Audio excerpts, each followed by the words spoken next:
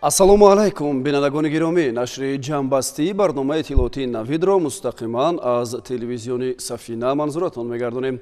Дар студия Суҳробшоҳ Давлатзода, сурдатарҷумон Қурбоналӣ Сатторов.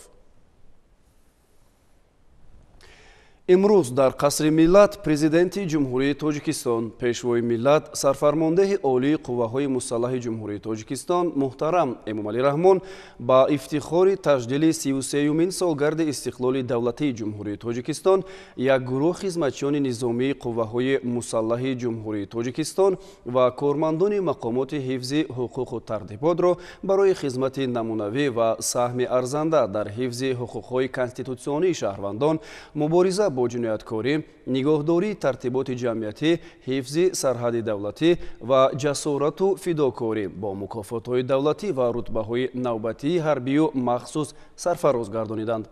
тафсилот дар гузориши ҳамкасбони мо аз хадамоти матбуоти президенти ҷумҳурии Тоҷикистон.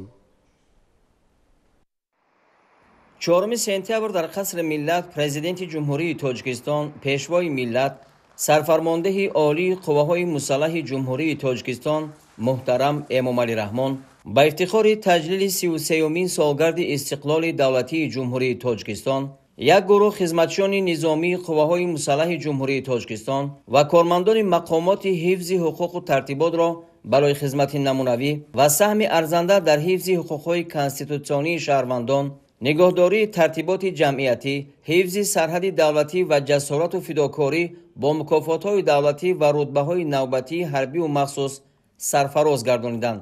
нахуст президенти кишвар муҳтарам Эмомалӣ Раҳмон ҳамаи ҳозирин ва дар шахси онҳо афсарону сарбозони қувваҳои мусаллаҳ ва кормандони мақомоти ҳифзи ҳуқуқи кишварро ба ифтихори 33-солагии истиқлоли давлатии ҷумҳурии Тоҷикистон ва ба муносибати сазовор дониста шуданашон бо мукофотҳои олии давлатӣ ва рутбаҳои ҳарбию махсус табрику таҳният гуфтанд.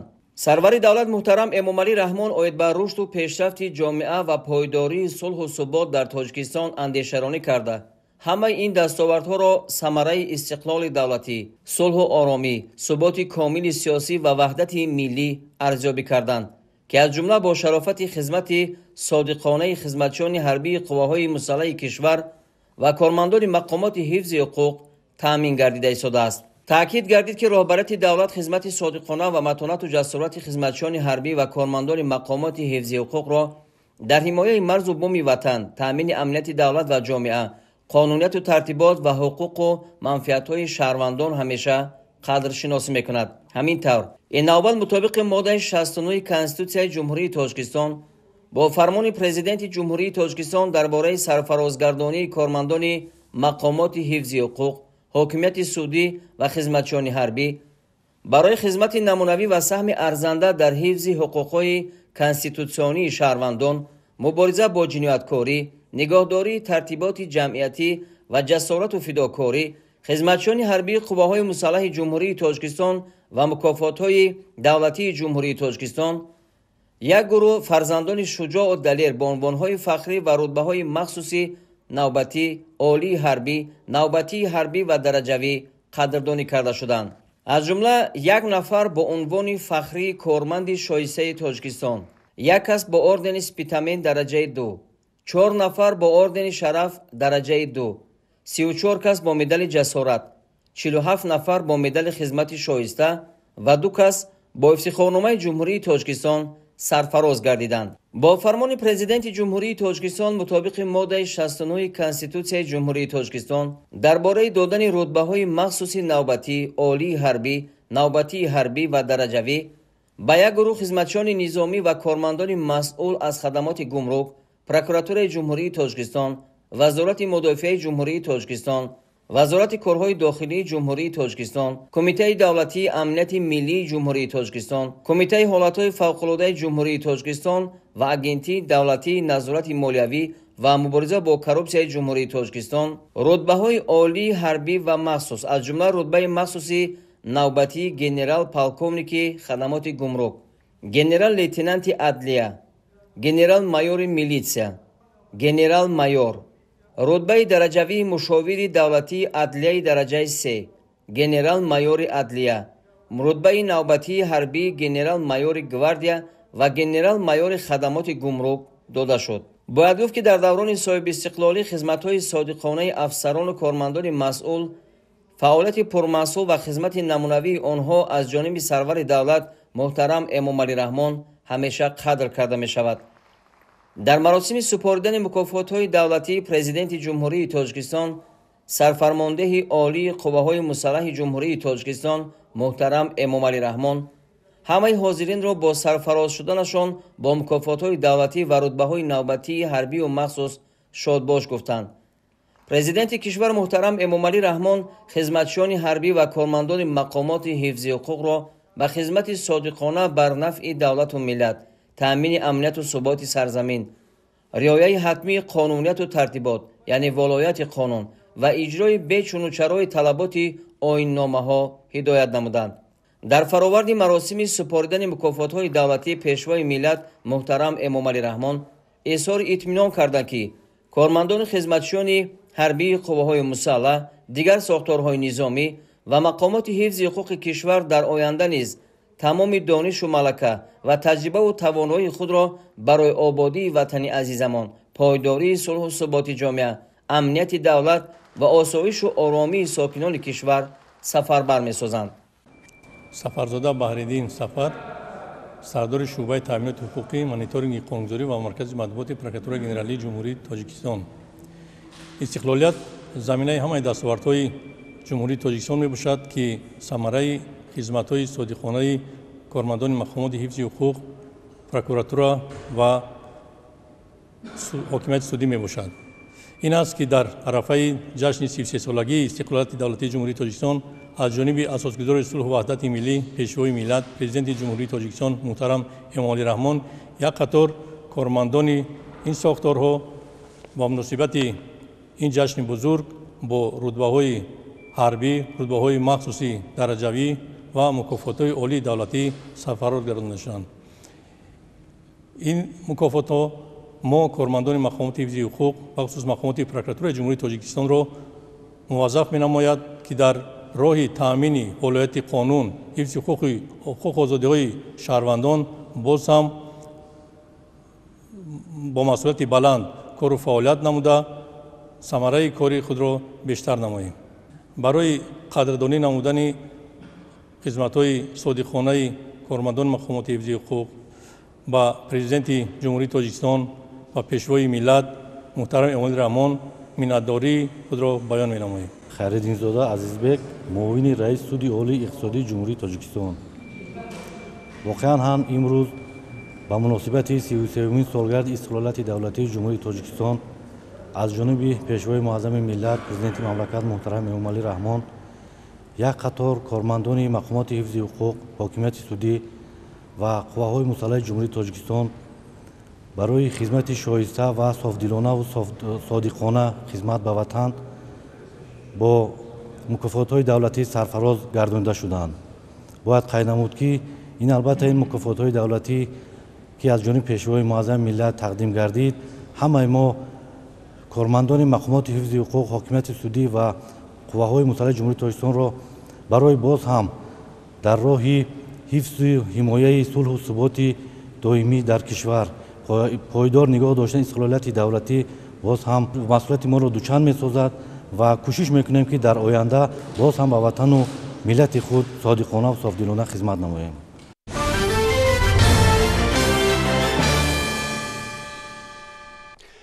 нақши воситаҳои ахбори умма хоса телевизиону радио дар самтҳои ҳаёти ҷомеа бориз буда ба ташаккули афкори умум ва раванди демократикунонии ҷомеа таъсири амиқ мерасонад.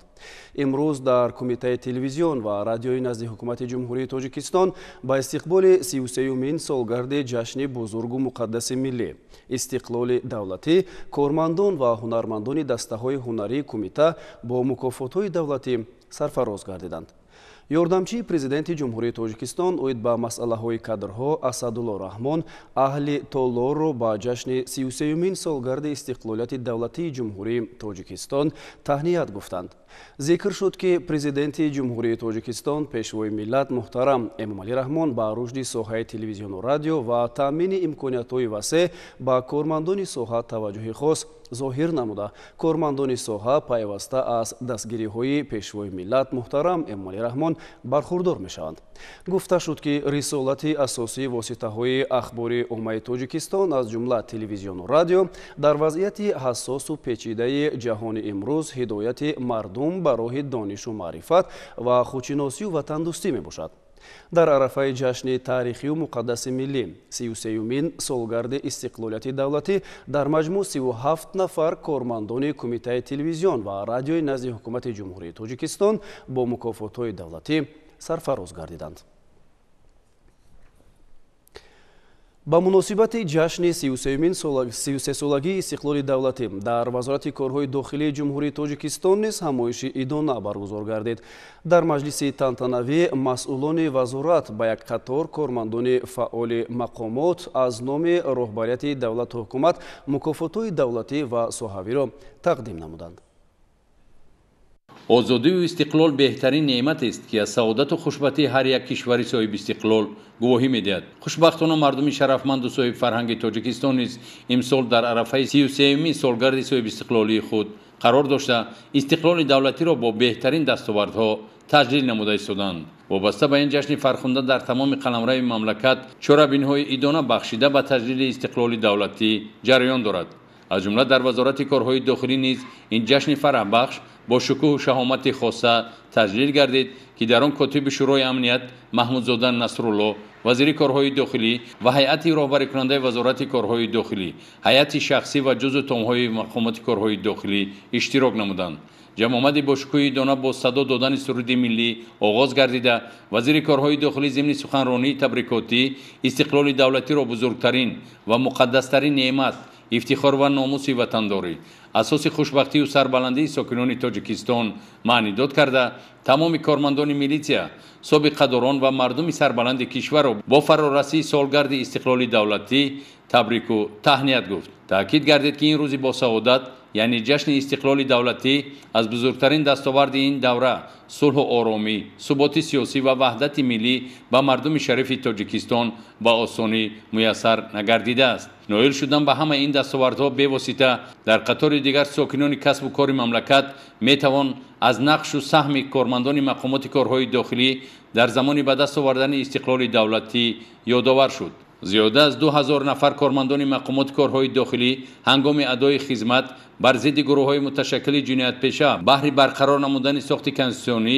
ҷони худро нисори ин сарзамину давлати тозабунёди Тоҷикистон карданд. бо шарофати ҷаҳду талошҳо ва заҳмати асосгузори сулҳу ваҳдати миллӣ пешвои миллат президенти ҷумҳурии Тоҷикистон муҳтарам Эмомалӣ Раҳмон кулли сокинони сарбаланди ҷумҳурии Тоҷикистон тавонистанд дар муддати 33 соли соҳиби истиқлолии худ сатҳу сифат ва симои муҳити кишвари худро куллан тағйир созанд. бевосита метавон аз заҳмату талошҳои асосгузори сулҳу ваҳдати миллӣ пешвои миллат президенти ҷумҳурии Тоҷикистон муҳтарам Эмомалӣ Раҳмон бо ифтихор ёдовар гардид. ҳамзамон зикр гардид ҳамасола бо рутбаҳои олии ҳарбӣ сарфароз гардидани кормандони вазорати корҳои дохилӣ низ шаҳодати арзгузории пешвои муаззами миллат ба хизмати шабонарӯзии кормандони мақомоти корҳои дохилӣ аст ки моро водор менамояд боз ҳам беҳтару хубтар вазифаҳои хизматии худро иҷро намоем.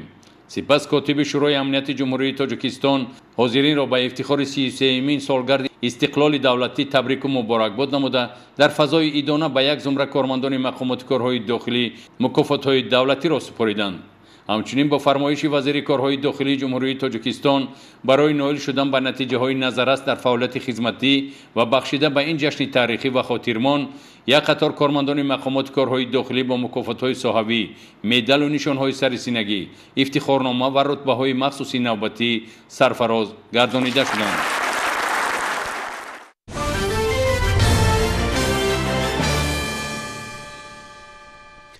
дар шаҳри Душанбе маросими ифтитоҳи 14-умин мусобиқаи байналмилалии теннис байни наврасон барои дарёфти ҷоми президенти ҷумҳурии Тоҷикистон оғоз ёфт. тибқи иттилои ҳамкорони мо дар доираи ин мусобиқа тӯли 4 рӯз варзишгарони 13 кишвари дунё миёни ҳам рақобат хоҳанд кард.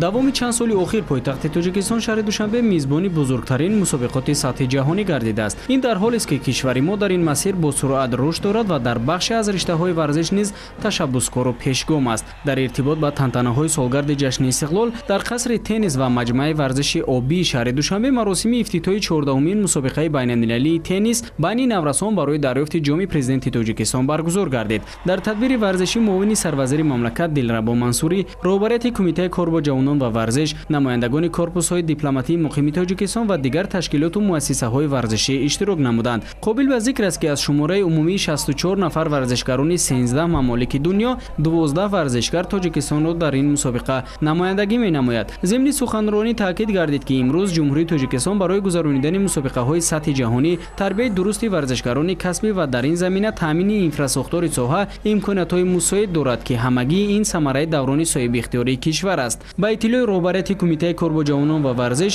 маҳз дастгирӣ ва таваҷҷӯҳи хоссаи роҳбарияти давлату ҳукумати ҷумҳурии Тоҷикистон буд ки имрӯз хазинаи варзишии кишварро аксаран медалҳои тилло ташкил медиҳад ки ин нишондод нисбат ба 5 соли охир ба маротиб афзоиш ёфтааст. мусобиқаи имрӯза низ идомаи тадбирҳои байналмилалии Тоҷикистон буда барои ширкаткунандагон шароити хуб фароҳам гардидааст, гуфта шуд дар чорабинӣ. 32 нафар бонувон ва 32 нафар писарон дар ин мусобиқа миёни ҳам рақобат мекунанд барои дарёфти ҷоми президенти ҷумҳурии Тоҷикистон дар риштаи теннис ва чорабинии мазкур дар риштаи тақвимии нақша чорабиниҳои кумитаи кор бо ҷавонон ва варзиши назди ҳукумати ҷумҳурии Тоҷикистон дар ҳамкорӣ бо федератсияи тенниси ҷумҳурии Тоҷикистон ба роҳ монда шудааст ки маврид ба ёдоварӣ аст ки ҳамин чорабинии мусобиқаи байналмилалӣ оид ба теннис барои дарёфти ҷоми президенти ҷумҳурии Тоҷикистон аввалин маротиба соли 2005 баргузор гардида буд ва соли 2021 ба рӯи хати тақвимии ҷашнии федератсияи байналмилалии теннис ворид гардид ки минбаъд бо як шукӯҳ шаомати хоса дар сатҳи байналмилалӣ доир мегардад. қобил ба зикр аст ки бозиҳои теннис ба таври инфиродӣ ҷуфт ва ҷуфти омехта то 7 сентябр идома мекунад. ёдовар мешавем ки нахустин мусобиқаи байналмилалии оид ба теннис байни наврасон барои дарёфти ҷоми президенти Тоҷикистон соли 2005 доир шуда, соли 2021 ба тақвими мусобиқоти федератсияи байналмилалии теннис ворид гардидааст.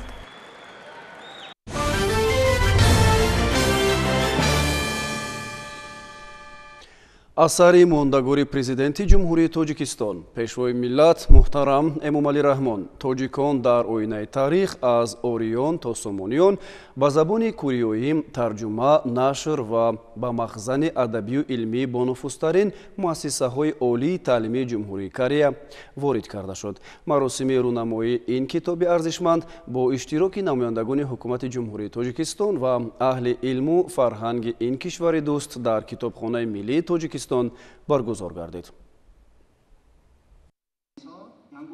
асари мондагори таърихии пешвои миллат тоҷикон дар оинаи таърих аз ориён то сомониён 500 нусха чоп гардида ба зиёда аз 250 китобхонаи хурду бузург ва донишгоҳҳои бонуфузи ҷумҳурии Корея тақдим шуд.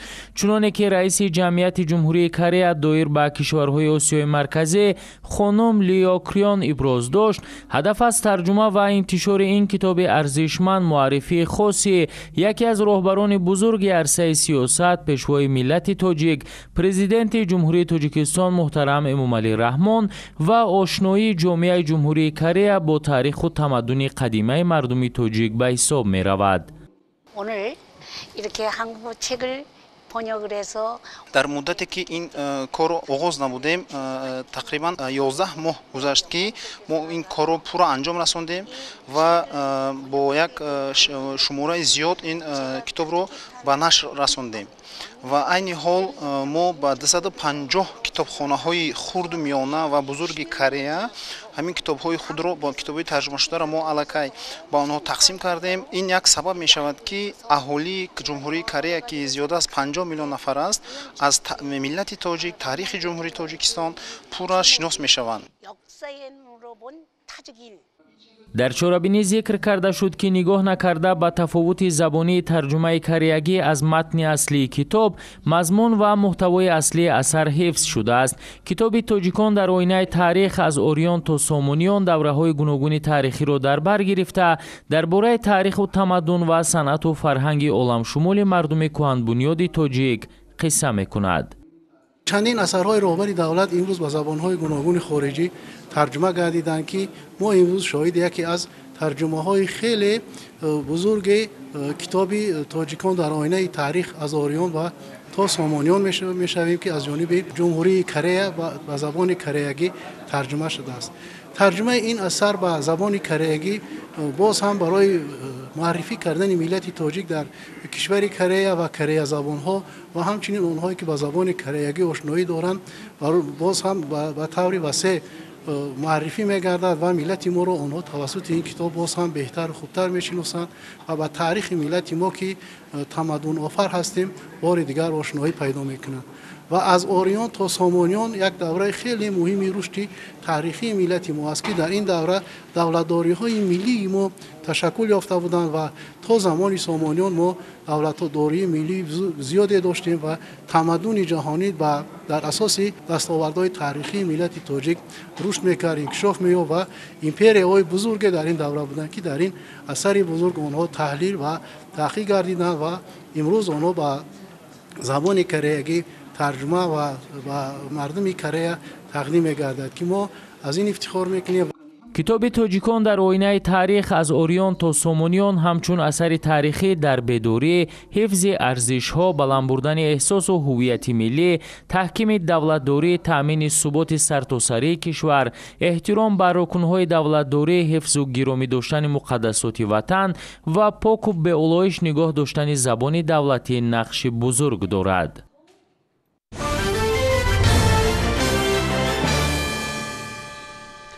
масъулони мақомоти иҷроияи ҳокимияти давлатии шаҳри душанбе бо ташкили як ҳамоиши идона аз солгарди навбатии истиқлоли давлатӣ таҷдил намуданд. маҷлиси тантанавӣ дар бинои навбунёди коллеҷи санъатӣ ба номи Одина Ҳошим ки ба наздикӣ мавриди баҳрабардорӣ қарор дода шуд, ҳамчун рамзи навгонию навсозиҳои замони соҳибистиқлолӣ бо иштироки коршиносони масъалаҳои сиёсию иҷтимоӣ доир карда шуд. тафсилот дар гузориши ҳамкорони мо. рӯзи истиқлолияти давлатии тоҷикистон барои миллати кӯҳанбунёд ва сарбаланди тоҷик бузургтарин санаи сиёсиву тарихӣ ба ҳисоб меравад. зеро истиқлолият ва озодӣ дар сарнавишти миллати тоҷик гардиши куллӣ ба вуҷуд овард ва оғози марҳилаи сифатан нави тарихӣ гардид. аз ин рӯ имрӯз ҳамаи мардуми шарифи сарбаланди тоҷикистон бо тамоми ҳастӣ дарк менамоянд ки истиқлолият муқаддастарину азизтарин неъмати дунё, рукни асосии давлати озод, рамзи шарафу номуси ватандорӣ, кафолати хонаи ободу сари баланд ва нерӯи таконбахши ҳаёти ҳаррӯзаи мо мебошад. ин нукта дар чорабиние ки бахшида ба солгарди навбатии рӯзи истиқлол аз ҷониби мақомоти иҷроияи ҳокимияти давлатии шаҳри душанбе баргузор гардид зикр шуд. таъкид гардид ки расидан ба қадри истиқлолият ва давлатдории мустақил, таҳкими сулҳусубот ва ваҳдати миллӣ дар маҷмӯъ моро ба сӯи бунёди ҷомеаи воқеан шаҳрвандӣ, пешрафти устувори иқтисодиву иҷтимоӣ ва татбиқи нақшаву ҳадафҳои тақдирсози стратегӣ мебарад. калимаҳое ҳастанд ки вақте мо онҳоро ба забон мебурем вуҷуди моро ифтихор фаро мебарад, аз ҷумла истиқлолият, ваҳдат, ватан модар. инҳо калимаҳои муқаддасанд. ман ифтихор мекунам ки истиқлолият озодӣ ҳаст ва мо шукрона мекунем ки дар замони соҳибистиқлолии кишварон фаъолият кардем. истиқлолият ба рушди тамоми соҳаҳои мо таъсири худашро гузошт. имрӯз тамоми соҳаҳо рушд карданд. имрӯз истиқлолият дорем, соҳиби давлат ҳастем ва озод ҳастем. ман фикр мекунам ки ба 10 давлати дунё, амтарини дунё ворид шудани тоҷикистони азизи мо ин баракати истиқлолият аст. мо ифтихор мекунем имрӯз дар давлати амтарини олам зиндагӣ карда истодем. ман аз ҷавонон даъват ба амал мебарам ҳамешу пайваста истиқлолиятро чун гавҳари чашм эҳтиёт кунанд ва ин истиқлолиятро чун гулдастаи арғамонӣ ба наслҳои дигар тақдим намоянд. дар идомаи чорабинӣ баромадкунандагон қайд карданд ки истиқлолият арзишмандтарин дастоварди мардуми фарҳангиву сулҳҳои тоҷикистон ва давлати тоҷикон дар интиҳои асри гузашта ба ҳисоб меравад. ин неъмати бебаҳо ва ниҳоят пурарзише аст ки халқи тоҷикро соҳиби комилҳуқуқи сарнавишти хеш намуд ва ҷомеаи мо ҳамчун давлати демократӣ ба раванди умумии таърихи аҳли башар ворид гардид. давлат сафар муовини вазири фарҳанги ҷумҳурии тоҷикистон, шоири халқии ҷумҳурии тоҷикистон бо қироати шеърҳои ватандӯстона ҳамагиро барои ҳифзи истиқлолу озодӣ даъват намуд. خود فدا در راه پیمان کرده است، صد بیابان را گلستان کرده است، سرزمین پاره پاره گشته را جمع کرده تاجیکستان کرده است. ما چهره پرزیای ملت داریم، بر گوش جهان صدای ملت داریم. در راه مراد پیشوایی نخریم تا پرچم پیشوای ملت داریم. истиқлолияти давлатӣ натиҷаи кӯшишу талошҳои тӯлонии халқи тоҷик дар роҳи пуршебу фарози таърихии худ мебошад, чунки андешаи истиқлолият ва талоши расидан ба давлатдории худ дар зеҳни миллати мо давоми беш аз 1000 сол ҳамеша зинда буд. нақши пешвои миллат президенти ҷумҳурии тоҷикистон муҳтарам эмомалӣ раҳмон дар мавриди расидан ба соҳиби истиқлолӣ ниҳоят бузург арзёбӣ гардид. дар интиҳои чорабинии тантанавии истиқлол ҳамчунин ғолибони озмунҳо беҳтарин хизматчии давлатӣ аз ҷониби мақомоти иҷроияи ҳокимияти давлатии шаҳри Душанбе қадрдонӣ карда шуданд.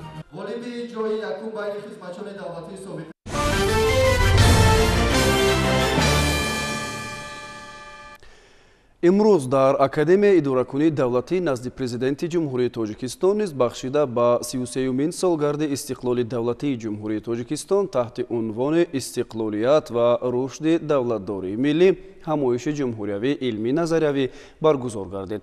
дар тадбири мазкур роҳбарият, ходимони давлатӣ ва олимону кормандони академияи идоракунии давлатӣ иштироку суханронӣ намуданд. гузориши ҳамкорони мо дар ин хусус.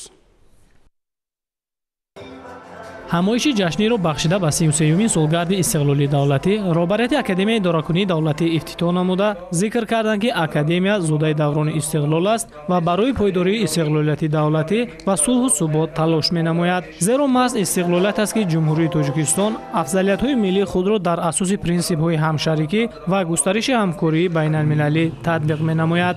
раиси шӯрои кӯҳансолони ҳаракати ваҳдати миллӣ ва эҳёи тоҷикистон ғайбулло афзалов зимни суханронӣ қайд кард, ки миллати тоҷик барои ба даст овардани истиқлоли давлатию сиёсӣ муборизаҳои тӯлониро пушти сар намудааст ва хушбахтона тӯли 33 сол аст, ки мардуми тоҷикистон дар фазои соҳиби истиқлолӣ ва дар раванди ташаккул ва инкишофи давлатдории миллӣ умр ба сар мебарад. махсусан сулҳу субот ва ваҳдати миллие, ки имрӯз насиби мо гардидааст, натиҷаи истиқлолиятхоҳии мардуми кишвар мебошад.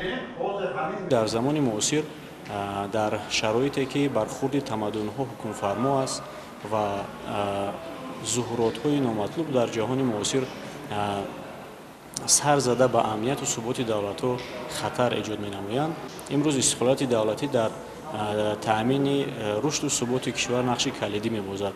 зеро маҳз истиқлолияти давлатӣ метавонад миллатро аз парешонӣ, давлатро аз парокандагӣ ва ҷомеаро аз хуруфотпарастӣ нигоҳ дорад.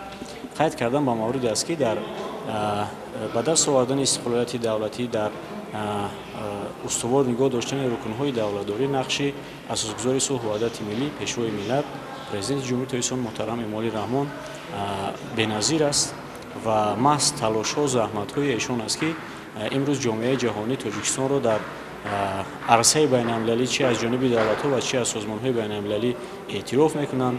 Ташаббусҳои ҷумҳурии тоҷикистонро дар самти ҳалли мушкилоти вобаста ба иқлим, дар самти мубориза бо ҷинояткорӣ, махсусан ифротгароӣ ва терроризм эътироф мекунанд, қадр мекунанд. зимни тадбири мазкур нотиқон иброз доштанд, ки таърихи навини тоҷикистони соҳиби истиқлол гувоҳи он аст, ки истиқлоли давлатӣ ба осонӣ насиби мо нагардидааст. аз зеро бақои истиқлоли давлатӣ ва таҳкими пояҳои он барои мо тоҷикистониён вазифаи ҷонӣ мебошад. зеро ҳамаи дастовардҳои тоҷикистон ва ояндаи дурахшони фарзандони мо аз истиқлоли давлатӣ вобаста аст, чунки файзи истиқлол тоҷикистонро дар арсаи байналмилалӣ ҳамчун кишвари мустақилу ҳуқуқбунёд муаррифӣ намуд ва имрӯз истиқлоли давлатии тоҷикистонро зиёда аз 180 мамлакати дунё расман эътироф намудаанд. бояд гуфт, ки бахшида ба 33-солагии истиқлоли давлатӣ дар академияи идоракунии давлатӣ назди президенти ҷумҳурии тоҷикистон шурӯъ аз имрӯз то 12 сентябри соли ҷорӣ конференсияҳои илмӣ назариявӣ мутобиқи нақша ташкил ва баргузор мегарданд.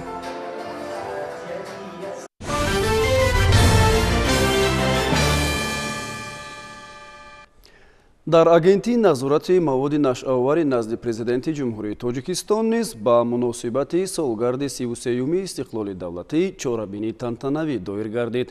шарҳи мавзӯъ дар гузориши ҳамкорони мо. бахшида ба 33-солагии истиқлолияти давлатии ҷумҳурии тоҷикистон дар маркази таълимии агентии назорати маводи нашъаоварӣ назди президенти ҷумҳурии тоҷикистон чорабинии тантанавӣ бо иштироки ҳайати шахсӣ, меҳмонон ва собиқадорони агентӣ баргузор гардид. чорабинӣ бо ворид гардидани парчами давлатии ҷумҳурии тоҷикистон ва хондани суруди миллӣ аз ҷониби ҳайати шахсӣ оғоз шуд. сипас директори агентӣ генерал-майёри хизмати назорати маводи нашъаовар Зафар Самад ҳозиринро ба ифтихори ин ҷашни муқаддаси миллӣ табрику таҳният гуфта қайд намуданд, ки асосгузори сулҳу ваҳдати миллӣ пешвои миллат президенти ҷумҳурии тоҷикистон муҳтарам эмомалӣ раҳмон тавонист дар як муҳлати кӯтоҳтарин бо ба ҷо овардани рисолати бузурги давлатдорӣ, фаъолияти муназзаму босамари шохаҳои ҳокимият, амнияти ҷомеа ва давлат, волояти қонун, рушди бомароми иқтисодиву иҷтимоии кишвар ва муҳимтар аз ҳама шароити зиндагиву рӯзгори сокинони мамлакатро бо маротиб баланд бардорад. ҳамзамон иброз намуданд ки агентии назорати маводи нашоавари назди президенти ҷумҳурии тоҷикистон бевосита бо ташаббуси президенти кишвар муҳтарам эмомалӣ раҳмон таъсис ёфта, ҳамчун зодаи даврони истиқлол ба як мақомоти махсуси пуриқтидор ва тавонои ҳифзи ҳуқуқ табдил ёфта тавонист ки дар таъмини амният ва сулҳу суботи кишвар бахусус дар мубориза бо муомилоти ғайриқонунии маводи нашоавар ва пешгирии нашамандӣ саҳми босазои хешро гузорад. дар чорабинӣ кормандон ва собиқадорони агентӣ ба ифтихори ин ҷашни муқаддас суханронӣ намуда аз дастовардҳои замони соҳибистиқлолии кишвари маҳбубамон ва талошҳову тадбирҳои созандаи сарвари давлатамон ёдовар гардиданд. ҳамчунин дар доираи ин чорабинӣ маросими савгандёткунии ҷавононе ки акнун ба кор оғоз карданд баргузор шуд. кормандони ҷавон ҳангоми савгандёткунӣ бо тантана изҳор доштанд ки ба савганди худ содиқ монда кӯшиш менамоянд ки дар таъмини суботу амнияти кишвар ободии сарзамини хеш хизмати арзанда намоянд. ба халқи ватан ба президенти ҷумҳурии тоҷикистон содиқона хизмат мекунам. баъд аз маросими савгандёткунӣ бахшида ба 33-мин солгарди истиқлолияти давлатӣ ҳайати шахсии агентӣ гузашти низомӣ анҷом доданд. интиҳои чорабиниро сурудҳои дар васфи модар ватан сароидаи ҳунармандон хотирмон намуд.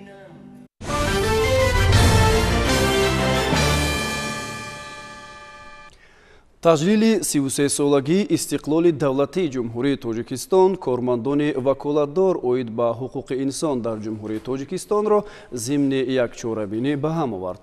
дар рафти ҳамоиш нотиқон перомуни арзиши олӣ будани истиқлоли давлатӣ ибрози андеша карда онро самараи рӯҳияи озодихоҳии миллати сарбаланди тоҷик унвон карданд. таъкид гардид ки истиқлоли давлатии тоҷикистон калиди соҳибдавлатӣ ва ватандории миллати сарбаланду соҳибфарҳанги тоҷик мебошад. бо рӯҳу равиши хоси хеш ба ҷомеаи ҷаҳонӣ пайваста ҳамеша мекӯшад ки набзи давлату давлатдории худро бо набзи сайёра ҳамоҳангу ҳамсадо намояд. инчунин зикр шуд ки мардуми шарафманду заҳматкаши тоҷикистон бо такя ба ақлу ирода, сабру таҳаммул ва ҳисси баланди милливу эҳсоси гарми ватандӯстӣ дар атрофи пешвои миллат президенти ҷумҳурии тоҷикистон муҳтарам эмомалӣ раҳмон ҷамъ омада бо дастгирӣ аз давлати худ аз ҳамаи монеаву мушкилот сарбаландона мегузаранд. сокинони ободгари ҷамоати деҳоти сангтудаи ноҳияи Данғара дар доираи истиқбол аз ҷашни истиқлоли давлатӣ ҳар шом ба корҳои ободонии маҳалли зист машғул мешаванд. дар баробари корҳои ободониву созандагӣ ва истеҳсоли маҳсулоти кишоварзӣ аҳли заҳмати ин деҳот ҷашни истиқлолро низ бо ризоияти комилу шукргузорӣ аз тинҷиву осоиштагӣ таҷлил мекунанд. дар ҷумҳурии тоҷикистон барои рушди соҳаи кишоварзӣ ва рӯёнидани ҳосили фаровони маҳсулоти гуногун дар ҳама фаслҳои сол имконпазир буда ҷиҳати истифодаи самараноки чунин дороиҳои табиӣ дар кишвар таваҷҷӯҳи хоса зоҳир карда мешавад. дар ҷамоати деҳоти сангтудаи ноҳияи Данғара 1201 гектар замини кора мавҷуд аст ки аз ин 898 гектараш замини обии киштшаванда мебошад. 61 адад хоҷагиҳои деҳқонӣ дар деҳоти сангтуда ки самти асосии фаъолияташон пахтакорӣ мебошад дар баробари ин зироати техникӣ дар кишту парвариши дигар маҳсулоти кишоварзӣ низ фаъолияти назаррас доранд. дар ҳудуди ҷамоати деҳоти сангтуда дар кишти такрорӣ заминҳое ки мо истодагӣ ҳастем дар инҷо кишти гандум газондагӣ буда дар ҳамин мавзеи ки ҳозир истодагием дар хоҷагии деҳқони фермер дар 3 гектар кишти такрорӣ кишти полизи газондагӣ буд. ин хеле шиде ина дида истодем. ин аллакай дар маҳсулот пухта расид. ин дар бозорҳои ҳам ҳудуди ҷамоат ҳам ноҳия ҳам вилоят тарбуз пешкаши харидорон шуд. дар кишти такрорӣ мо макаидон сабзиам кишт кардагӣ ҳастем, лӯбиёгиёт кишт кардагӣ ҳастем. сокинони ободгари ин деҳоти доманакӯҳ дар доираи истиқбол аз 33-мин солгарди истиқлолияти давлатӣ ҳар шом пас аз корҳояшон ҷамъ омада ба корҳои ободонии маҳаллӣ зисташон машғул мешаванд. роҳҳои маҳаллӣ дар ин деҳот ки таъмирталабу фарсуда гардида буд, ин навбат сокинон ба таври ҳашари дастаҷамъона бо дастгирии соҳибкорону мақомоти маҳаллӣ кӯшиш намуда истоданд ки ин мушкилияшонро бартараф намоянд. ин шом тибқи нақшачорабинии мақомоти иҷроияи ҳокимияти давлатии ноҳияи Данғара барномаи фарҳангии шукӯҳи истиқлол дар деҳоти Сангтӯда таҷлил гардид. сокинон бо шукргузорӣ аз тинҷиву осоиштагӣ ин маҳфилро бо намоиши дастоварду ҳунарҳои мардумӣ ва муаррифиву фурӯши маҳсулоти кишоварзӣ ин ҷашни фархундаро истиқбол намуданд. хонандагони муассисаҳои таълимии ҳудуди ин деҳот дастовардҳояшонро ба меҳмонону масъулин муаррифӣ намуда, омодагиашонро ба озмунҳои ҷумҳуриявӣ аз қабили фуруғи субҳи донои китоб аст, илм фуруғи маърифат, Тоҷикистон ватани азизи ман ва дигар озмунҳо нишон доданд. дар чорабинии имрӯза гуфта шуд ки истиқлолият шиносномаи давлати тоҷикон, санаи сарнавиштсозу муқаддас, рамзи саодату шуҷоат, ташаккули муносибатҳои сиёсӣ, иқтисодӣ, фарҳангӣ, амалисозии ҳадафҳои муҳими миллӣ ва омӯзиши таҷрибаи пешқадами аксар кишварҳои олам шинохта шудааст. ободу зебо нигоҳ доштани кишвар ва ба наслҳои баъдӣ ба мерос гузоштани мамлакати рушдкардаву пешрафта масъулияти бузург буда, ҳар фарди бедордил, бахусус ҷавонони ба ору номусро водор менамояд ки ба хотири таҳкими истиқлолияти давлатӣ, ваҳдати миллӣ, сулҳу субот ва густариши худшиносиву худогоҳӣ ҳамеша кӯшишу талош намоянд.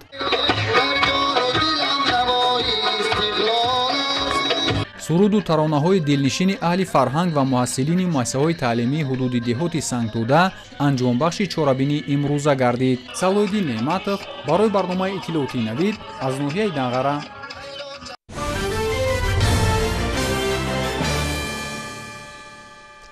дар кохи сурӯши пойтахт бо ибтикори роҳбарияти кумитаи кор бо ҷавонон ва варзиши назди ҳукумати ҷумҳурии Тоҷикистон маҳфили адабии шоири ватансаро барандаи ҷоизаи давлатӣ ба номи Абабдуллоҳ Рӯдакӣ, шоири халқии Тоҷикистон Муҳаммад Ғоиб баргузор гардид.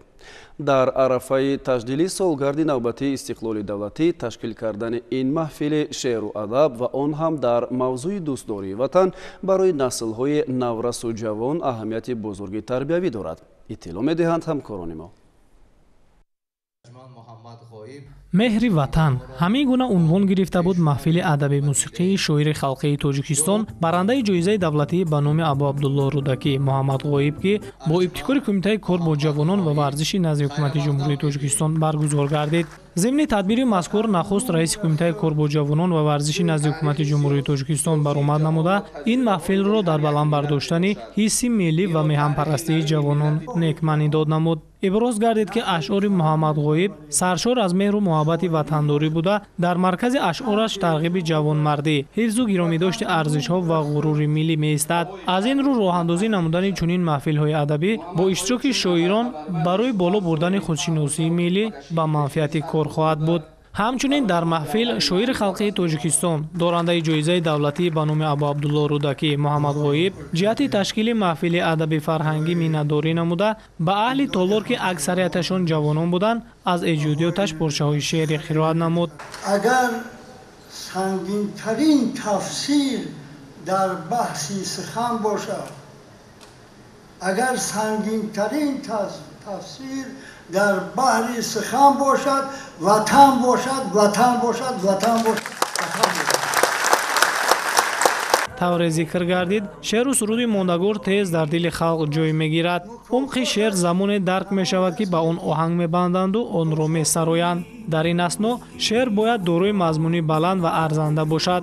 дар маҳфили адаби фарҳангӣ Муҳаммад Ғоиб шеърҳои ватандӯстонаи худро қироат намуда ҷавононро ба ватандӯстию ифтихори миллӣ даъват намуданд. дар қисмати дигари чорабинӣ ҳунармандон бо барномаҳои театр кунонидашуда маҳфилро хело хотирмон намуданд. қисмати фарҳангии маҳфили адабиро бошад санъаткорони маъруфи кишвар бо сурудҳои ватандӯстона аз ашъори шоир манзури иштирокчиён гардониданд.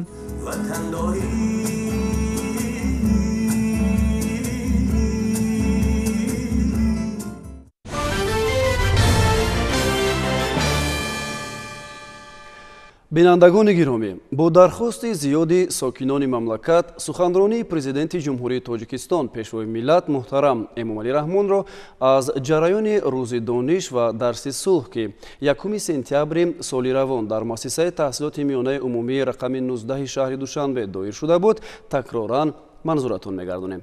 ҳамин ҷо бошад барномаи иттилооти навид ба анҷом мерасад. Бо шумо хайрхуш мекунем.